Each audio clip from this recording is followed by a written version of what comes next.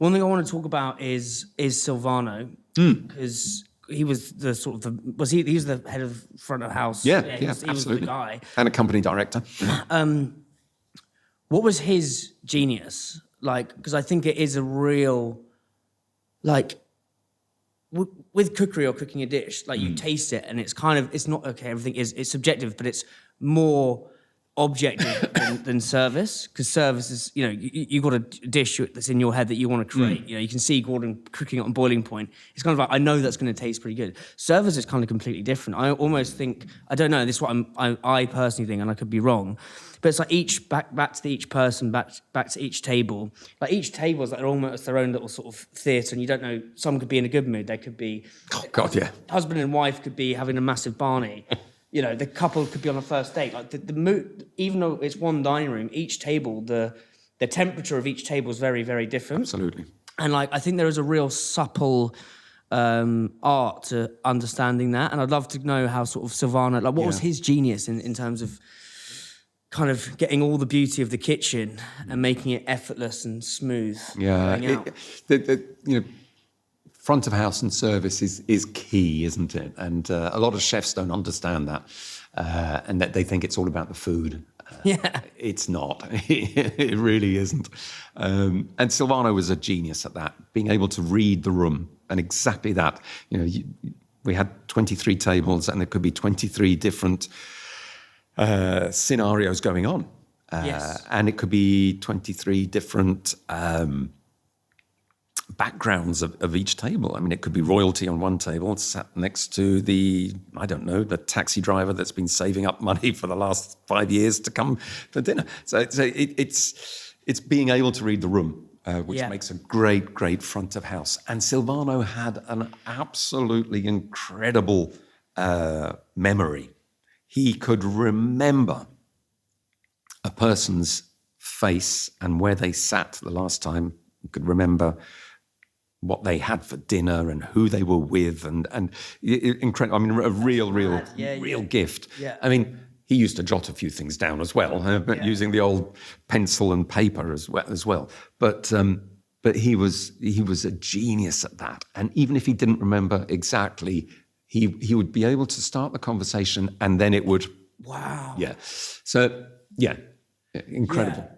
And are there any, like, how would he greet guests? Like, what would he do? Like, yeah, so I mean, always with and this is key, eye contact. So, and you greet the guests before they even have a chance to see you almost, and it's about body language too, and how you. Yeah, like how would he hold himself? Because I think again, there's loads of lessons. Like people listen to this for, they may be going into an investor meeting, right? There's people who have brands or businesses, and these lessons are very, like, the best the 3-star Michelin restaurants front of house. There's going to be loads of lessons that can be applied to sales 100%. meetings, getting investment for your getting your kid off swimming lessons. Like these are human lessons, but I think we can take it from the restaurant and apply it. But like how would he sit, and like how? So it's confidence. Yes. You have to have confidence in yourself.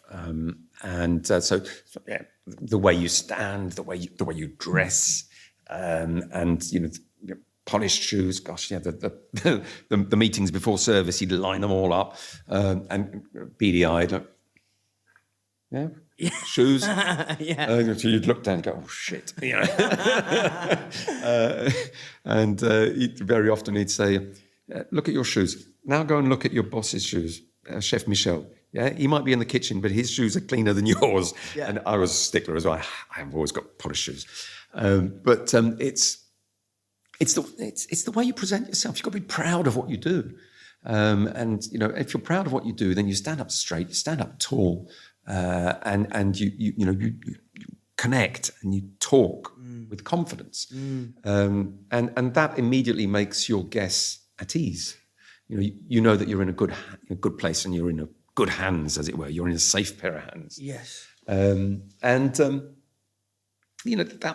what Silvano instilled, I think, in his team, but very much like my first boss as well. I would have walked through brick wall for my first boss. Who was your first boss? Henri Elgouache, so where I did my... I could say it like that. Henri Elgouache. Elgouache, great name, hailing from Brittany. But because we absolutely adored him, and as a team, we would have done anything for him because he was such a great leader and he understood us. And he understood every individual of that team. He was the type of boss that you could go and knock on his office door and say, right, I need a chat, chef. What would you go and speak to him about sometimes, if you can remember? Time off, needed time off because parents were coming over, or time off because, well, I remember actually, because Gavroche got its 3rd star, so I needed time off to come over and celebrate with Dad and Mum. He was very understanding. So it's important as a boss that you shouldn't be, too detached, that you have to be available. Yeah. I mean, people ask me now, what do you miss of Le Gavroche? Because now it's shut.